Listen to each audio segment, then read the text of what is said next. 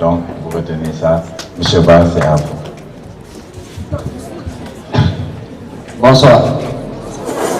Alors, je vais remercier le chef, remercier M. Kamité, mais aussi M. Baguedi, sans qui je ne pourrais pas aujourd'hui arriver à ce niveau-là.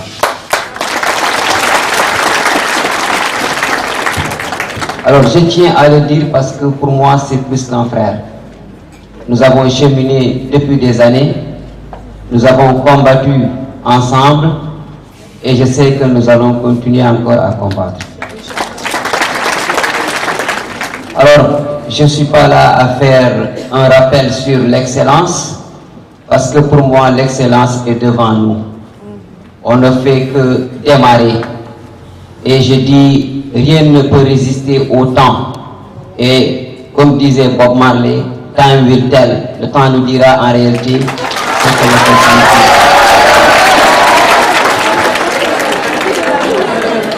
Voilà.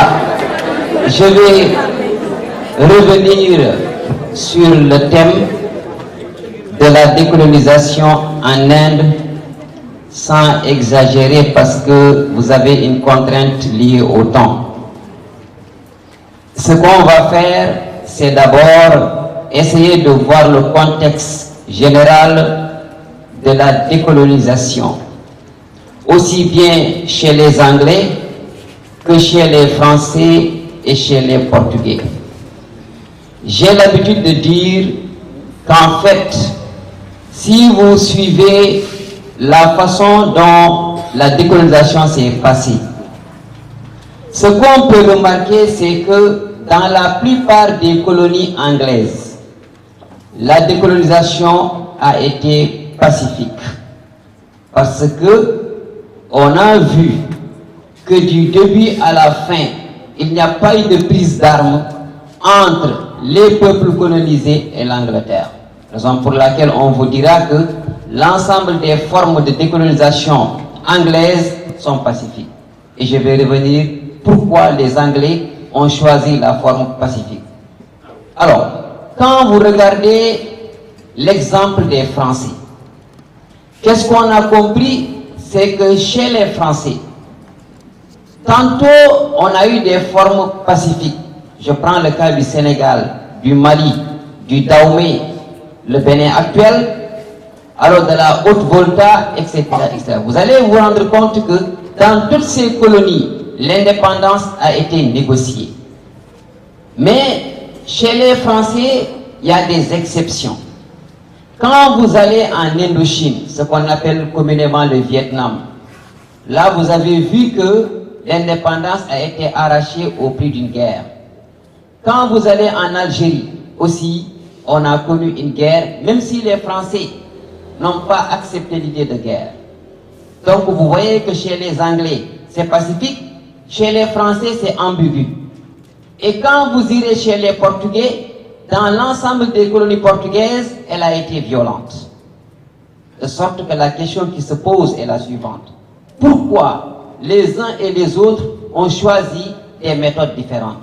Pourquoi chez les Anglais, c'est pacifique, chez les Français, c'est ambigu, chez les Portugais, c'est violent? Voilà d'abord le premier rapport qu'on va chercher à résoudre.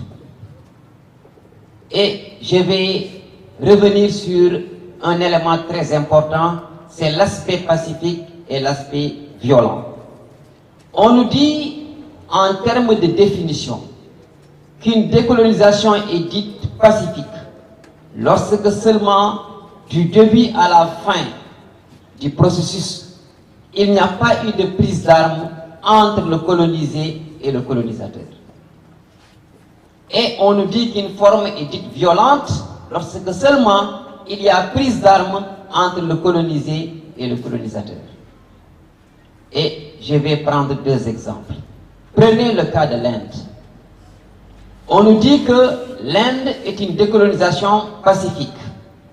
Mais aujourd'hui, quand on recense le nombre de morts qui découlent de cette décolonisation-là, alors on peut se rendre compte qu'il y a au moins 200 000 morts de la décolonisation entre les populations musulmanes et les populations hindoues. Et pourtant, on vous dira que la forme, elle est pacifique. Malgré plus de 500 000 morts, aujourd'hui encore, on nous dit que la décolonisation en Inde est pacifique. Vous voyez déjà le problème. Parce que seulement, pendant cette décolonisation, aucun Anglais n'est mort.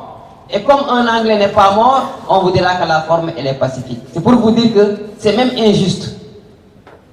Allez en Palestine. Depuis 1948 jusqu'à nos jours, chaque matin, des enfants musulmans, des juifs sont en train de mourir. Et on vous dira que là-bas encore, la forme, elle est pacifique. Pacifique parce que aucun Anglais n'a payé de sa vie dans cette décolonisation-là. Ça nous remet encore, surtout dans ce contexte qui montre que c'est leur vie seulement qui est importante. Parce que dès l'instant qu'il y a mort parmi eux, on vous dira que la forme est violente. Et quand maintenant c'est les peuples colonisés qui meurent par millions, elle est encore pacifique. Attention. Cela me permettra maintenant d'aller et d'essayer de vous faire comprendre pourquoi chez les Anglais la forme a été pacifique, pourquoi chez les Français elle a été ambiguë, pourquoi chez les Portugais elle a été violente. Je commence par l'Angleterre. Vous savez que l'Angleterre est une ancienne nation coloniale. Prenez le cas des États-Unis.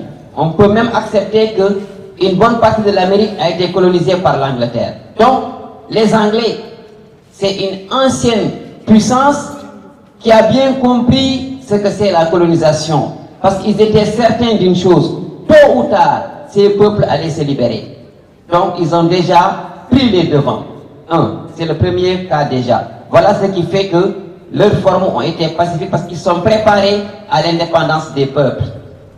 Deuxièmement, quand vous regardez ce qu'on appelle le système d'administration, dans le cas des décolonisations, il y a deux types d'administration.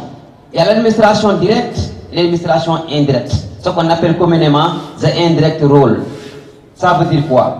Les Anglais n'avaient pas mis dans leur colonie des gouvernements rapprochés, non. Ils avaient créé quand même un gouvernement intermédiaire entre la colonie et la métropole. C'est là qui a fait qu'ils ont pu à chaque fois négocier devant des situations. Donc voilà les deux facteurs qui ont expliqué l'aspect pacifique chez les Anglais. Quand maintenant vous prenez le cas de la France, alors il y a eu deux exemples où ça a été violent. C'est l'Indochine, c'est l'Algérie. Pourquoi? L'Indochine, quelque part, était considérée comme étant un grenier de la France. Du fait d'abord de ses matières premières qu'elle offrait à la France, mais aussi ses produits agricoles. À la fin de la Seconde Guerre mondiale en 1945, l'Indochine n'attend pas. Dès 1945, le leader Ho Chi Minh va proclamer l'indépendance du Vietnam. Parce qu'il sait qu'en 1945, les Français sont complètement détruits par la Deuxième Guerre mondiale. Ils n'ont pas les moyens d'attaquer l'Indochine en 1945. Voilà ce qui fait que la France va accepter l'indépendance en 1945. Mais quelques années après, quand les Français seront préparés, ils reviendront à la charge pour dire qu'ils ne sont pas d'accord sur le principe. Voilà ce qui va engendrer la violence. Quand vous allez en Algérie, l'Algérie était un cas spécifique. Pourquoi? Parce que pour les Français, l'Algérie était un pays d'Afrique, mais pour eux, c'était un département de la France. C'est comme si l'Algérie était un prolongement de la France. Pourquoi? Parce que des millions de Français appelés pieds noirs avaient quitté la France et venu s'installer en Algérie, avaient développé des économies, avaient fondé des familles. Et quand maintenant les Algériens réclament l'indépendance, ça ne sera pas facile pour ces derniers. Parce qu'ils devaient abandonner déjà leurs richesses, abandonner leurs économies, rentrer en France. Ce n'était pas évident. Voilà la raison pour laquelle en Algérie, ça a été violent. Mais dans la plupart des cas chez les Français, on a connu les formes pacifiques. Mais aussi le système d'administration chez les Français, il est direct. Quand vous allez à Saint-Louis dans les années, il y avait un gouverneur qu'on appelait Fédéral, qui représentait directement la France. Alors, quand vous regardez maintenant chez les Portugais, partout ça a été violent. que ce soit la Guinée-Bissau, qui est un pays voisin, que ce soit l'Angola, que ce soit le Cap-Vert ou le Mozambique, dans l'ensemble des colonies portugaises, ça a été violent. Pourquoi?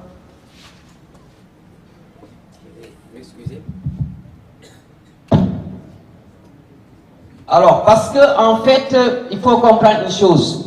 À la fin de la Deuxième Guerre mondiale, le Portugal est dans une situation économique très difficile. Elle est mise en quarantaine, ou bien il est mis en quarantaine par rapport surtout aux Nations Unies, par rapport à l'Amérique. C'est l'un des rares pays au monde qui n'a pas bénéficié du plan Marshall. Parce que pendant la Seconde Guerre mondiale, le Portugal était un pays neutre. Et en même temps, elle avait connu ce qu'on appelle la dictature de Salazar. Alors elle défiait les droits de l'homme, raison pour laquelle ils n'ont pas eu quand même une subvention ni une aide américaine. Donc le Portugal est dans une situation économique difficile à la fin de la Seconde Guerre mondiale.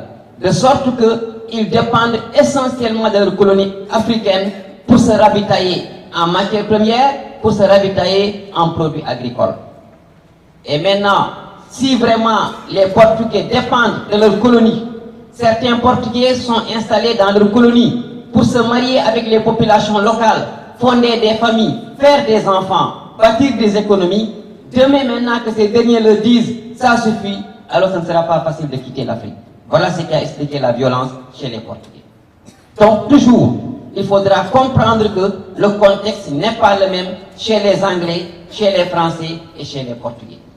Donc chez les Anglais, partout elle a été pacifique. Chez les Français, on a connu quelques formes pacifiques, quelques formes violentes. Et les formes violentes, il y en a eu deux. C'est l'Indochine, c'est l'Algérie. Maintenant, chez les Portugais, partout ça a été violent par rapport à tout ce que je viens de dire. Sauf que maintenant, il y a un problème. Quand on prend le cas de l'Inde, qui est notre exemple, on nous dit souvent que l'Inde est une décolonisation pacifique, mais ratée. Comme aussi la Palestine. Pourquoi pacifique et ratée? Parce qu'on a bien compris que quand les Anglais quittaient l'Inde, il n'y a pas eu de guerre entre les Indiens et l'Angleterre. Mais la mauvaise décolonisation va déclencher une guerre à travers ce qu'on appelle les transferts de population entre le Pakistan et l'Union indienne. Et cette guerre-là fera des milliers de morts. Mais plus tard encore, avec ce qu'on appelle le Cachemire, une autre guerre va éclater et même plus tard, Gandhi va payer de sa vie. Donc vous voyez que la mauvaise décolonisation en Inde, avec ce qu'on appelle la partition ou bien le partage, allait déclencher un conflit. Et ce conflit-là fera des milliers de victimes. Et jusqu'au moment où nous parlons encore, il y a des problèmes liés à cette décolonisation-là. Raison pour laquelle on nous dit que c'est une forme pacifique ratée. Et on retient, dans les décolonisations, il y a deux formes pacifiques ratées. C'est l'Inde et la Palestine. Donc, comprenez toujours que la position des uns et des autres n'a pas été la même face à la question coloniale. Les Anglais ont compris très tôt que l'indépendance était inévitable. Raison pour laquelle ils ont choisi délibérément de libérer leur colonie sans violence. Maintenant, pour les Français, je les rappelais, il y a deux exceptions.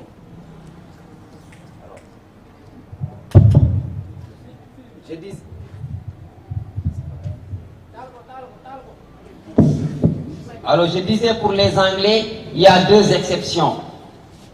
Pour les Français du moins, c'est l'Indochine et l'Algérie. Pourquoi l'Indochine? Parce que l'Indochine était une colonie d'exploitation, appelée souvent le grenier de la France. Alors les Français ne voulaient pas libérer l'Indochine. Mais aussi l'Algérie, qui était un département d'outre-mer, où beaucoup de Français s'étaient installés, avaient bâti des économies. Voilà la raison pour laquelle, dans ces deux colonies, ça a été violent. Mais à l'exception de ces deux colonies, partout, elle a été pacifique. Et chez les Portugais, partout, ça a été de la violence. Et j'attire votre attention sur un cas. La décolonisation en Guinée-Bissau et en Angola, il faut chercher quand même à maîtriser cette leçon-là. Pourquoi? Parce que, en fait, c'est des leçons souvent qu'on interroge rarement à l'examen, et souvent quand ça arrive, ça devient compliqué parce que les leçons du programme, souvent les profs n'y arrivent pas. C'est juste un avertissement. Et c'est bien de revoir le cas des Portugais en Afrique, l'exemple de la Guinée-Bissau et de l'Angola. Maintenant, je reviens à notre cas, l'Inde. L'Inde est située dans le continent asiatique. Et ne confondez pas l'Inde, l'Indochine et l'Indonésie. C'est trois pays différents. Je dis l'Inde, l'Indonésie, l'Indochine. L'Inde a été colonisée par l'Angleterre. L'Indochine a été colonisée par la France. L'Indonésie a été colonisée par les Pays-Bas, appelés la Hollande. Donc, il ne faut pas mélanger ces trois pays différents. Même si les noms sont rapprochés, c'est différent. Vous avez l'Inde, vous avez l'Indochine, vous avez l'Indonésie. C'est la même région, c'est l'Asie. Alors, l'Inde est une colonie britannique. Les Anglais y sont présents depuis les années 1858. L'Angleterre a colonisé l'Inde, je dis bien depuis 1858, c'est-à-dire dans la deuxième moitié du 19e siècle. Mais l'Inde représente aux yeux des Anglais une colonie très très importante. Importante par rapport déjà aux matières premières. Importante par rapport à la production agricole. De sorte qu'on a parlé de colonie d'exploitation. Et d'ailleurs, qu'est-ce qu'on nous disait? On nous disait que l'Inde est la perle de l'Empire britannique. Pour vous dire combien l'Inde était précieuse aux yeux des Anglais. On peut dire que de toutes les colonies anglaises, c'était la plus importante à leurs yeux. Raison pour laquelle libérer l'Inde ne sera pas facile. Ça prendra des années et des années de combat. Alors je disais en rappel que les Anglais sont présents en Inde depuis 1858. Les Anglais arrivent, colonisent, mais en même temps, ils vont créer l'école. Cette école-là qui va les détruire. Parce qu'on va envoyer des enfants y apprendre. Les enfants des bourgeois autochtones, mais aussi les enfants des familles royales. Ils vont aller à l'école anglaise apprendre. Et Gandhi, Mahatma ou Mohandas Gandhi, sera l'un de ces enfants qui ira apprendre dans l'école anglaise. Mais plus tard, il aura la chance de faire des études supérieures et même aller en Afrique du Sud, voyager un peu partout dans le monde. Alors, quand les Anglais s'y installent, ils vont dominer l'Inde, comme ils l'ont fait partout, domination économique, domination politique, assimilation culturelle. Et au fur et à mesure qu'on a avancé, les germes d'un combat anticolonial vont commencer quand même à se développer en Inde. Cela veut dire quoi? Plus on avance, l'envie de se libérer quand même se fait ressentir. Parce que je vous avais dit, dans les causes de la décolonisation, que la première cause de la décolonisation est la colonisation elle-même. Parce qu'aucune personne au monde, aucune personne n'aime l'idée d'être dominée. À plus forte raison, un peuple en entier, un peuple qui était souverain, un peuple qui vivait ses propres réalités, qui était organisé économiquement, politiquement, socialement. Les Occidentaux arrivent un bon matin pour vous dire que tout ce que vous avez, c'est pas bon. Ils vont rejeter en bloc, imposer une nouveauté. Voilà ce qui va créer ce qu'on appelle le premier choc. C'est un choc de civilisation d'abord. Donc vous voyez que les germes d'un combat anticolonial sont très précoces en Inde. Parce que dès le début, je dirais, du XXe siècle, alors on commence à engager un combat anticolonial. Raison pour laquelle on nous dit que la décolonisation a été précoce en Inde, contrairement à l'Afrique. En Afrique, c'est dans la deuxième moitié du XXe siècle que les gens vont engager presque le combat, c'est-à-dire vers la fin de la Seconde Guerre mondiale. Mais en Inde, au début déjà du XXe siècle, avant même la Première Guerre mondiale, on va commencer à réclamer l'indépendance. Raison pour laquelle on nous dit qu'en Inde, la décolonisation a été précoce, ça veut dire que très tôt, on a commencé à réclamer l'indépendance. Et pour réclamer l'indépendance, pour que le combat soit un combat utile et efficace, toujours on a compris que les gens ont créé des partis politiques. Parce que sans les partis politiques, on ne peut pas combattre. Sans des leaders, on ne peut pas combattre. Voilà ce qui a fait que très tôt en Inde, on a commencé à créer des partis. Et le premier parti qui a été créé, c'est le parti du Congrès, créé un peu par la mouvance de Gandhi et de Jawaharlal Nehru, qu'on va voir plus tard. Donc très tôt, Gandhi et Nehru vont mettre en place un parti qu'on appelle le parti du Congrès, ou bien en anglais Indian National Congress, INC. Mais ce n'était pas le seul parti, parce qu'en Inde, il y a une double réalité. Il y a des hindous de religion, mais il y a beaucoup de musulmans. Voilà ce qui a fait que dès 1906, alors les musulmans aussi vont créer leur parti qu'on appelle la Ligue musulmane, dirigée par Ali Jinnah. Donc vous voyez déjà que deux partis politiques voient le jour en Inde. Le parti du Congrès incarnant la philosophie religieuse hindoue et le parti musulman dirigé par Ali Jinnah appelé la Ligue musulmane. Voilà donc les deux partis politiques qui vont prendre le combat anticolonial en Inde. Alors, qu'est-ce que les Indiens réclament? C'est simple. Au départ, ils réclament plus de liberté, plus d'autonomie. Ils ont parlé d'un self-government ou bien d'un statut de domino. Voilà ce qu'ils réclament. Ils n'ont pas réclamé l'indépendance au départ. Ils avaient demandé aux Anglais d'assouplir le système, de donner aux Indiens plus de droits, plus de liberté. Alors, les Anglais font une promesse à la veille de la Première Guerre mondiale pour leur dire que si vous venez nous aider avec la Première Guerre, alors à la fin de la Première Guerre, on va vous accorder un statut particulier appelé statut de domino. Ça veut dire quoi? Vous allez avoir un gouvernement local. Même si vous n'êtes pas à 100% indépendant, on va alléger le système. Voilà ce que l'Angleterre promet à l'Inde à la veille de la Première Guerre mondiale. 1914, la Première Guerre éclate.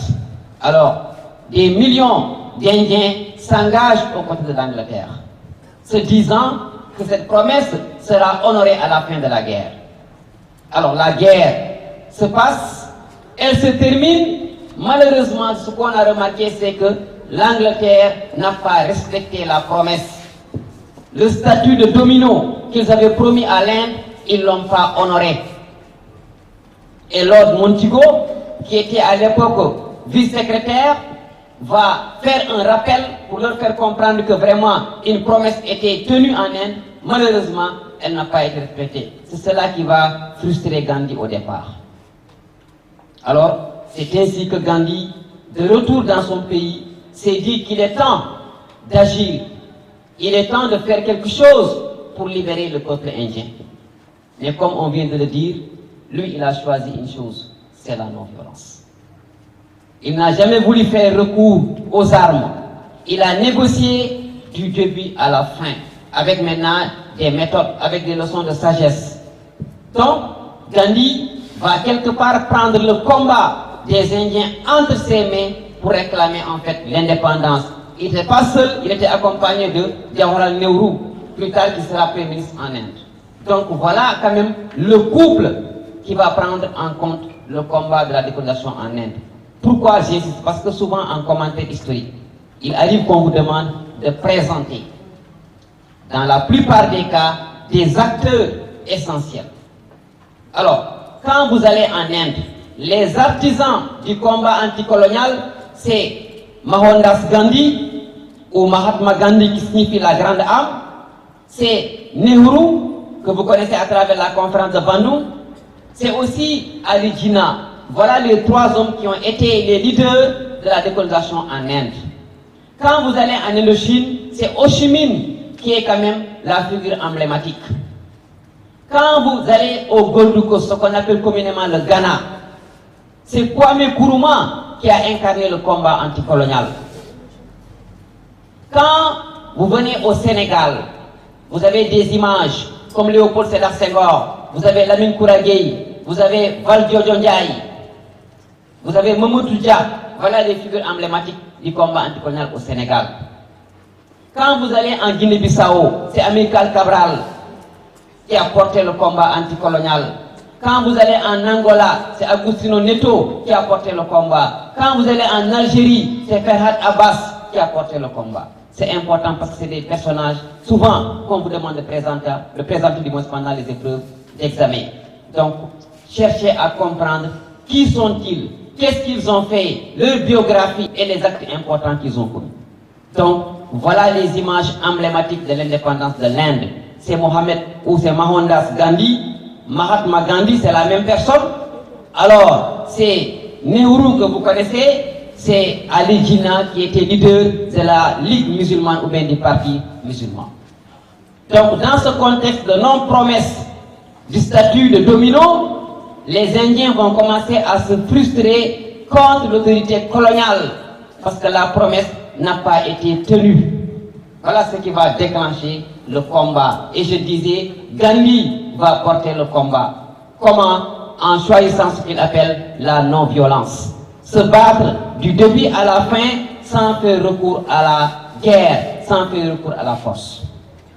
Alors, qu'est-ce qu'il va faire? Au début, il va appeler son peuple à la résistance. Il va appeler son peuple au boycott des produits anglais. Il va appeler son peuple à la désobéissance et même au refus de postes administratifs. Voilà ses méthodes. Et cela va engendrer des soulèvements que l'armée anglaise va réprimer dans ce qu'on appelle le Pendjab. C'est les premiers massacres du Pendjab. Et à partir de ce moment, la situation devient assez grave.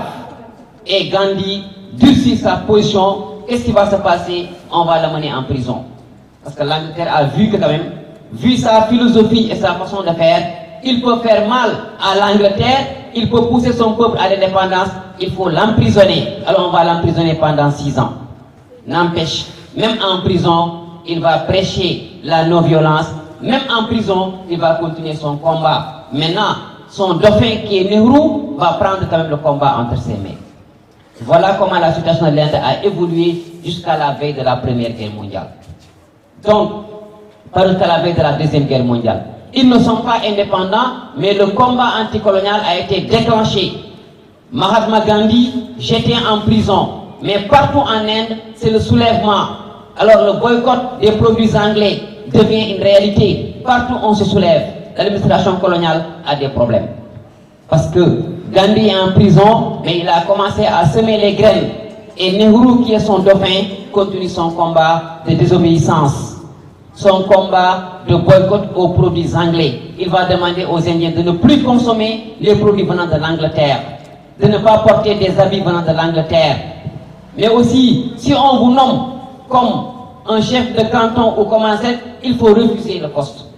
Il ne faut pas les obéir. Voilà ce qu'on appelle la désobéissance chez Gandhi. C'est là qu'il va demander aux Indiens de faire par rapport à l'autorité coloniale. Alors l'Angleterre est dans des difficultés. Parce que partout en Inde, c'est des scènes de soulèvement. Pendant aussi que les musulmans font presque la même chose avec Ali Jinnah. Alors, la situation s'aggrave. Les Anglais sont certains d'une chose. Il faudra forcément réagir. Comment? Ils vont convaincre ce qu'on appelle la première table ronde. C'est-à-dire, ils vont appeler les uns et les autres autour d'une table pour négocier. Et cette négociation-là sera un échec parce que Gandhi va durcir sa position.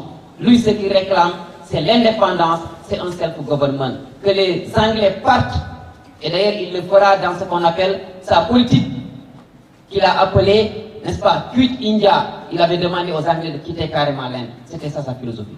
Donc la situation va évoluer comme ça jusqu'à la veille de la Seconde Guerre mondiale. À la veille de la Seconde Guerre mondiale, les Anglais ont besoin d'aide, parce que Hitler a menacé l'humanité. Les Français ont besoin d'aide. Quand la guerre éclate, les Français vont continuer encore par les Anglais à négocier avec l'Inde, de sorte que l'Inde puisse envoyer des contingents militaires combattre auprès de l'Angleterre.